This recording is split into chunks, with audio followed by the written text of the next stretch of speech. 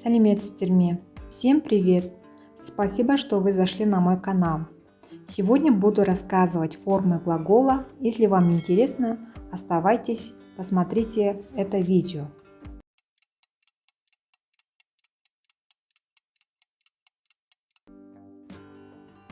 Начнем наш урок. Формы глагола. Мы знаем из прошлого урока, что есть три формы глагола. Инфинитив. Мы это знаем. Причастие и причастие. Что такое инфинитив? Это начальная форма глагола, которая образуется с помощью суффиксов и отвечает на вопросы «что делать», «что сделать». Это вы знаете. Отлично. Дальше продолжаем наш урок. Сонымен өткен сабағымыздан білесіздер, глаголдың үш формасы бар: инфинитив, причастие и причастие. Ал инфинитивтің не екенін білесіздер. Ол глаголдың етістіктің бастапқы формасы т-ч суффикстермен жасалынады және что делать, что сделать деген сұрақтарға жауап береді. Ары қарай сабағымызды жалғастырамыз. Сонымен причастие дегеніміз бұл етістіктің өзгермейтін формасы. Егер кейбір ғалымдар оны сөйлем мүшесі деп қарастыратын болса, кейбіреулері оны етістіктің ерекше формасы деп қарастырады. Соған қарамастан ол етістіктің формасы болып қала береді. Ол заттың іс-әрекетке қатысты белгілерін білдіреді. Мысалы, мальчик, который бегает дегенде біз қысқаша бегущий мальчик деп айтуымызға болады. Причастие – это неспрягаемая форма глагола. Одни считают его самостоятельной частью речи, а другие – особой глагольной формой. Несмотря на это, мы знаем, что причастие соединяет в себе признаки двух самостоятельных частей речи – глагола и прилагательного. Эта форма глагола обозначает признак предмета по действию, то есть такой признак, который сопряжен с действием, развивающимся в некоторых временных пределах. Например, бегущий мальчик. Это мальчик, который сам бежит именно сейчас. Мальчик какой? Бегущий. Это признак предмета. Сонымен причастие дегеніміз бұл соңы өзгермейтін етістіктің формасы. Ол заттың іс-әрекетке қатысты заттың белгісін білдіреді. Және оның сұрақтары какой, какова, чья, который, что делающий, что делавший, что сделавший, как. Және ол толқынды сызықпен сызылады. Итак, причастие – это неспрягаемая форма глагола, которая обозначает признак предмета по действию, который он сам производит или испытывает со стороны. Причастие отвечает на вопросы какой, какова, чья, который, что делающий, что делавший, что сделавший, как, и подчеркивается в предложении волнистой черточкой. Здесь вопросы изменяются по родам. Причастиенің қандай белгілері бар және қандай суффикстармен жасалынады және сөйлемде қандай сөйлем мүшесі болып қандай қызмет атқаратын осы таблицадан көрсеңіздер болады. Итак, у нас причастие имеет грамматические признаки. Признаки прилагательного – это наличие полной краткой формы, род, число, падеж. И признаки глагола – вид, время, залог, переходность, возвратность. Например, решившийся на встречу, играющий с детьми, посоветовать читаемую книгу, объявление замечено прохожим. Здесь все причастия отвечают на вопросы какой, например, и образуются от глаголов при помощи суффиксов уж, юж, аш, яш. Это действительное причастие настоящего времени. Выш, ш – действительное причастие прошедшего времени. Им, ом, им – это страдательные причастия настоящего времени. НН, эн, т это страдателем причастия прошедшего времени. Например, рисующий, добываемый, лежащий, сделанный, отвечавший, разбитый. И в предложении относится к существительному либо личному местоимению и согласуется с ними в роде, числе, падеже. Чаще всего синтаксическая роль причастия – определение или часть составного именного сказуемого. Например, прилетевшие птицы жадно клевали зерно. Здесь какие птицы? Определение. Хлеб был испечен еще вчера. Часть составного именного сказуемого. Ал причастиенің айырмашылығы ол родқа, числоға, падежге өзгермейді. Бұл екі сөйлем мүшесінің, яғни етістік пен үстеудің қосындысы болып табылады. Депричастие, в отличие от причастия, не изменяется ни по родам, ни по числам, ни по падежам. Эта неизменяемая форма является результатом соединения грамматических признаков глагола и наречия. Для депричастия характерны совершенно другие формообразующие суффиксы. Как форма глагола депричастия обозначает добавочное действие по отношению к основному действию, обозначенному сказуемым. Неизменяемость этой глагольной формы – признак наречия. Как глагольная форма депричастия имеет общую основу, сходное лексическое значение с глаголом, вид совершенный или несовершенный, возвратность или невозвратность и способность управлять наречием, существительным, местоимением в падежной форме. Депричастие дегеніміз бұл етістіктің формасы болып табылады және етістікке қосымша іс-әрекетті білдіреді. Сұрақтары что делая, что сделав. Депричастие – это устойчивая форма глагола, которая обозначает дополнительные действия или состояние подлежащего и сочетает свойства глагола и наречия. Предложение подчеркивается точкой с тире и отвечает на вопросы «что делая», «что сделав». Например, решившись, читая. Осы таблицадан депричастияның грамматический белгілерін көрсеңіздер болады, қандай суффикстармен жасалынатын жолын көрсеңіздер болады, және ол сөйлемде пысықтауыш рөлін атқарады.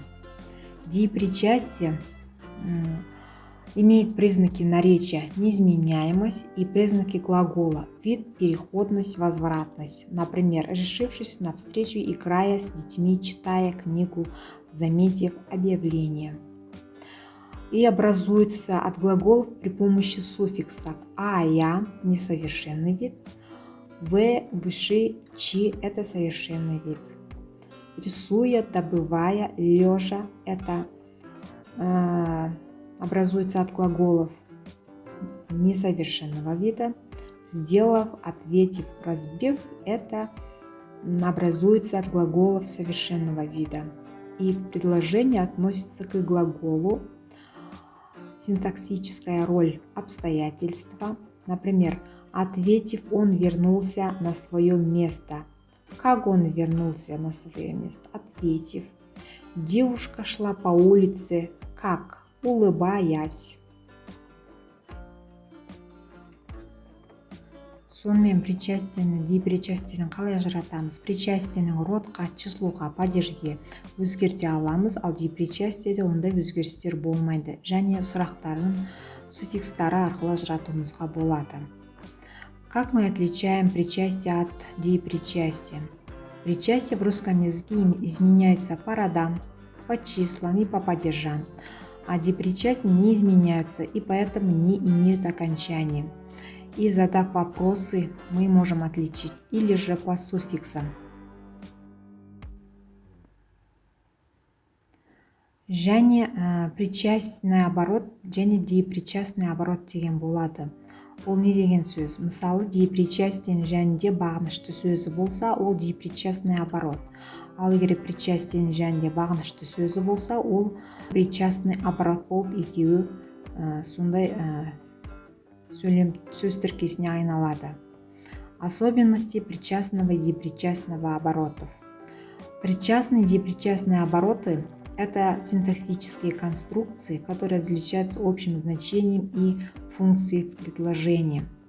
Депричастный оборот – это депричастие с зависимыми словами.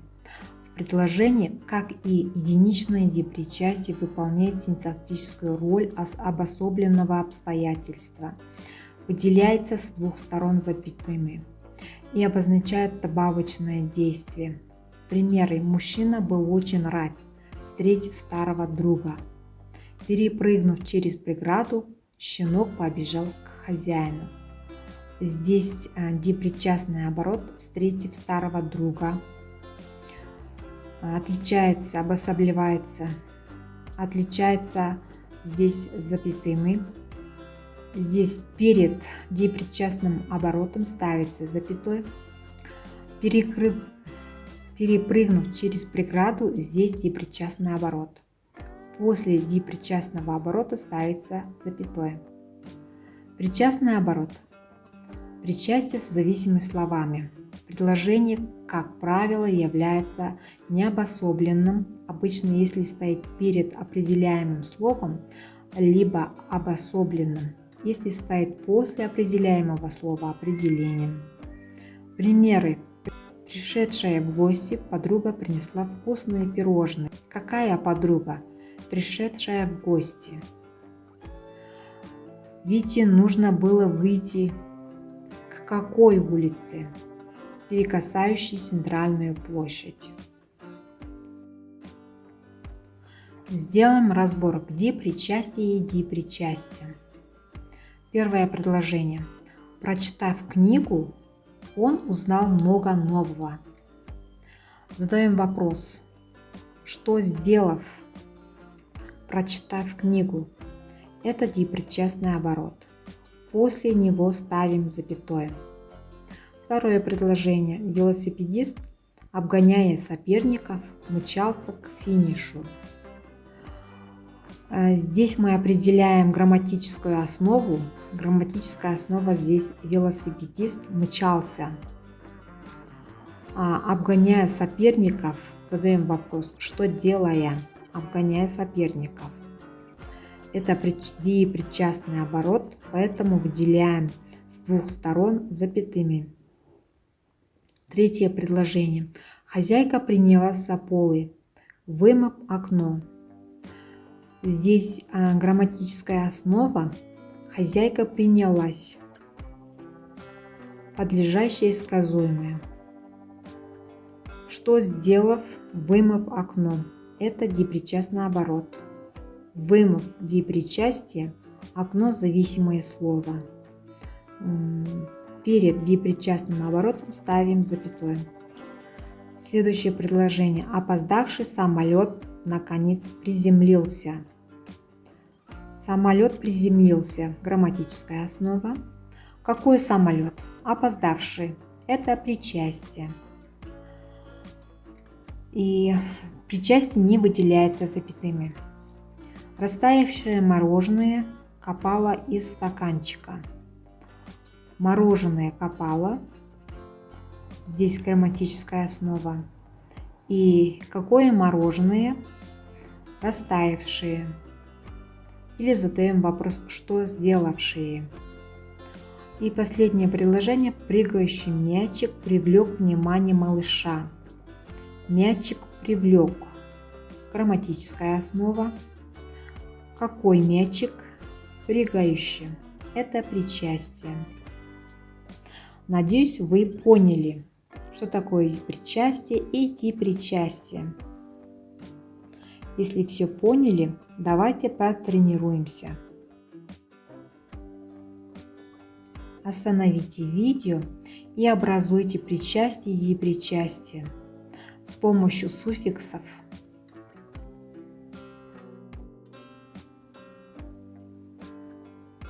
Если сделали упражнение, давайте посмотрим на правильный ответ.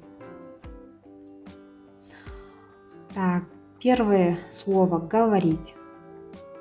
Говорящий попугай. Здесь я образовывала причастие, действительное причастие настоящего времени, говорящие. Следующее слово «дышать», дышащий воздухом. Это тоже действительное причастие настоящего времени. Проиграть, проигравший человек. Это действительное причастие прошедшего времени. Штопать, заштопанный носок.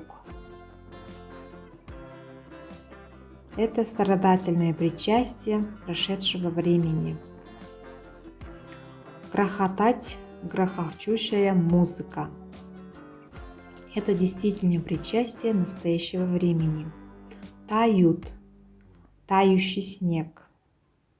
Действительное причастие настоящего времени. Привезти, привезенные подарки. Страдательное причастие прошедшего времени. Открывать, открываемый ключом. Страдательное причастие настоящего времени. Следующее. Деепричастие. Услышать, услышав шум. Или вы можете изменить «услышая шум». Здесь можете распределить как несовершенный вид глагола или совершенный вид глагола. Наесться, наевший, дасте. Наевший. Здесь мы употребляем суффикс «ши» и суффикс возвратного глагола «се». Добавляем. Дышать, тяжело дыша. Или можно сказать тяжело дышав, если это совершенный вид. Лаять, громко лая. Или же громко лаяв. Испечь, испекший пирог. Увидеть, увидя меня. Или же увидев меня. Спешить, спеша домой. Или спешив домой. Прочитать, прочитав книгу. Или же прочитая книгу. На этом наш урок окончен. Если у вас есть вопросы или появились вопросы, можете написать в комментарии. Я обязательно отвечу вам. До свидания. Спасибо, что посмотрели это видео.